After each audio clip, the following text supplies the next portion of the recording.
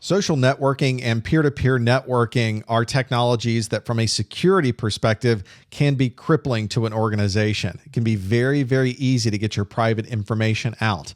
Good example of this is in February of 2009, the Center for Digital Strategies at Dartmouth College did only 2 weeks of research. And in that 2 weeks on a peer-to-peer network, were able to find files and overall get about 20,000 patient records that had names and social security numbers and insurance codes and other personally identifiable information.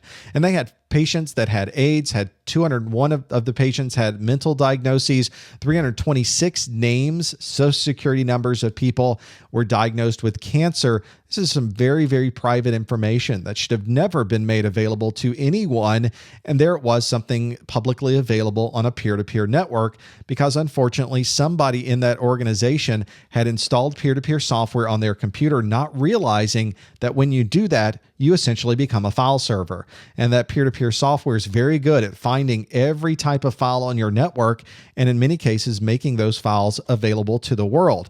All of your content, all of your private information, all of the things that you thought could only be inside of your organization is now available to the world for anybody to access whenever they'd like. We also have challenges with these social networks because we trust the people that are in our list of friends. And if we get a link from them that says, "Oh, I saw a picture of you, you should click here to see that picture," you may not realize that their computer was already compromised. That compromised computer is sending you a link that then is going to compromise your machine, and so on and so on.